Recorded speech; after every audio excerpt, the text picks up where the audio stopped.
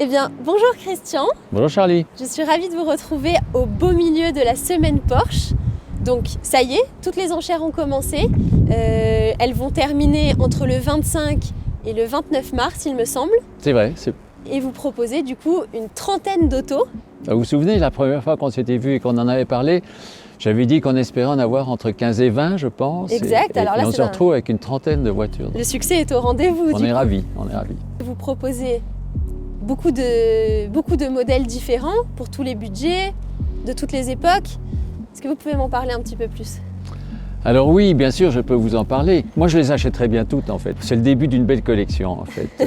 On commence avec les 356, on va jusqu'au Panamera, jusqu'au GT3 moderne, en passant par la 993, les Boxster, on a un petit coupé Cayman aussi. Donc on a vraiment une très belle gamme qui couvre pratiquement l'histoire de Porsche. Et vous avez un coup de cœur ? Alors moi je pense qu'en fait il faut acheter une auto en sachant ce qu'on va en faire. Il ne faut pas aujourd'hui, et je dis ça parce qu'on a encore tendance à penser qu'en achetant une auto, en la gardant un peu, en ne s'en servant pas trop, on va peut-être gagner un peu d'argent. En fait je pense que ce n'est pas une bonne raison pour acheter une auto. C'est de je se pense faire que si plaisir. si on achète une auto, c'est pour s'en servir, c'est pour se faire plaisir. Si au passage, après quelques années, on la revend dans de bonnes conditions, c'est tant mieux, c'est un bonus.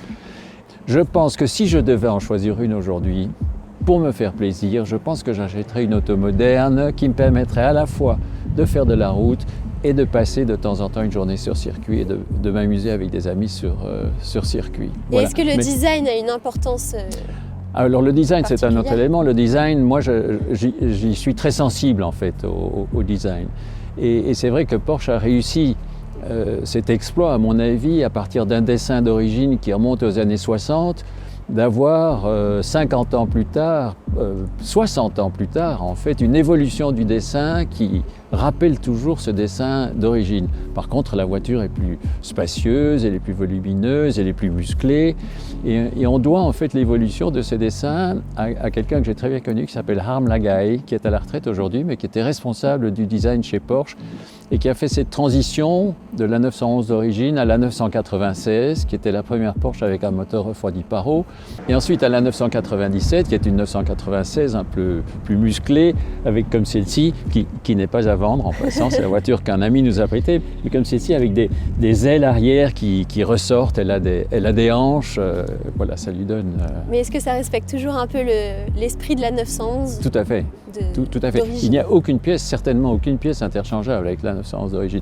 Mais on retrouve cette même silhouette, ces mêmes proportions. Tout à fait.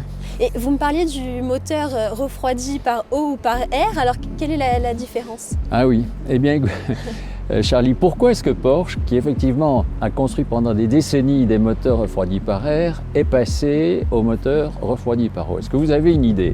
Vraiment, je ne sais pas. Eh bien moi non plus, je ne savais pas en fait. Et c'est Paul Frère, il y a quelques années, au moment où ça s'est passé, en fait, c'est Paul Frère qui m'a dit « Est-ce que tu sais pourquoi ?» Et je ne savais pas. Et en fait, c'est pour une raison de confort. C'est pour améliorer le chauffage à l'intérieur de l'habitacle. Donc ça n'a rien à voir avec le côté mécanique. Rien à voir avec la mécanique. C'est que pour le confort. Pour le confort. D'accord. Absolument. Et est-ce que parmi les modèles proposés, il y en a certains dont vous voulez un petit peu nous parler plus en détail ? Alors en fait, comme je vous disais, on couvre pratiquement l'histoire de Porsche. On a des 356, on a des 911, on a des 997, 96, 97, 91. C'est un peu... La nomenclature Porsche est par moments un peu difficile à suivre parce qu'on passe par exemple de la 997 à la 991 et puis la 991, la 991 1, la 991 2 et puis la 991. C'est un peu difficile à suivre. Mais donc on couvre vraiment l'histoire de Porsche. On a une automobile de la gamme Porsche pratiquement pour chaque utilisation. Pour tout le monde. Si je devais faire des rallyes historiques, si je devais participer à des épreuves historiques, je choisirais soit la Carrera RS de 1973, qui a contribué à établir la légende Porsche, oui. Qui est une automobile merveilleuse à conduire, légère, performante, pas trop encombrante, donc très agile, un vrai cadeau. On a une 356, un coupé 356 coursifié aussi, une auto modifiée, homologuée pour participer à des rallyes historiques. Qui est du coup éligible à beaucoup d'événements. Oui, absolument, elle est éligible. Je dirais que ce sont des jouets merveilleux. À côté de ça, je vous parlais d'une 928. La 928, je me souviens parce qu'à une époque, je vivais en Allemagne, j'étais basé à Hambourg, je faisais régulièrement le trajet entre Hambourg et Karlsruhe. D'accord. J'avais la chance à l'époque de rouler en Ferrari, j'avais une Daytona. et je faisais la route la nuit, parce qu'il n'y a pas de limitation de vitesse, il n'y en a toujours pas d'ailleurs en Allemagne. Là, vous pouviez vous faire plaisir sur l'autoroute. Absolument, je m'éclatais et je faisais les 600 km à peu près en 3 heures, grosso modo. Donc on tournait à peu près à 200 de moyenne. Et un soir, je me suis retrouvé rattrapant une 928 que j'ai dépassée. Et puis la 928 s'est mise à me suivre. Et en fait, elle m'a redépassé. Et on n'a rien fait de dangereux, mais on a joué un petit peu. Je n'ai plus réussi à la décoller.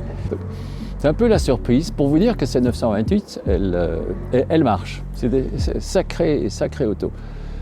À côté de ça, on a une Panamera, je vous les donne un petit peu dans le désordre. On a une Panamera, si j'avais une famille pour voyager, c'est évidemment une Panamera que je prendrais, c'est une vraie Porsche. Et si vous vouliez faire un petit peu de circuit ou de la course? Alors, il y en a deux, on en a deux à mon avis, deux modèles qui sont tout à fait adaptés. On a le coupé Cayman, oui. GT4, oui. Superbe, très moderne, et avec le moteur 6 cylindres en plus, on a la musique du 6 cylindres. Et on a les 911 GT3, elles sont bonnes pour la route, merveilleuses sur circuit, donc c'est vraiment le genre de voiture qui me rappelle les courses des années 60, on partait dans sa voiture, on tournait et on rentrait à la fin du week-end au volant de la même voiture, si on avait terminé, si on n'avait pas cassé évidemment, mais bon. Mais c'est une autre époque. Moi, j'adore ce genre d'ambiance où on retrouve des amis. En fait, on passe un bon week-end ensemble. C'est le but de l'automobile aussi. Mais je reviens un moment sur la Panamera parce qu'on a une Panamera avec une option que je trouve sympathique.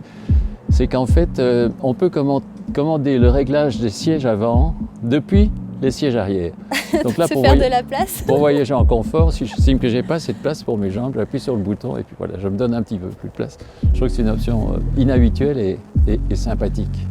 J'espère que cette Panamera trouvera un nouveau propriétaire du coup suite à cette semaine. Merci beaucoup. Si je résume un petit peu, on a vraiment toutes les Porsche présentes sur le marché pour répondre à toutes les demandes, donc aussi bien des anciennes que des modernes, pour tous les budgets et pour toutes les envies. Tout le monde trouvera la Porsche de ses rêves. Il y en a pour tous les goûts, pour tous les budgets, absolument. Eh bien, merci beaucoup Christian. On fera un petit débriefing à la fin de cette semaine si vous le voulez bien. Quand vous voulez, Charlie, merci. En attendant, on se retrouve sur lebolide.com. Les enchères durent jusqu'au 29 mars. N'hésitez pas à aller enchérir. Et on se retrouve la semaine prochaine. À bientôt. À bientôt.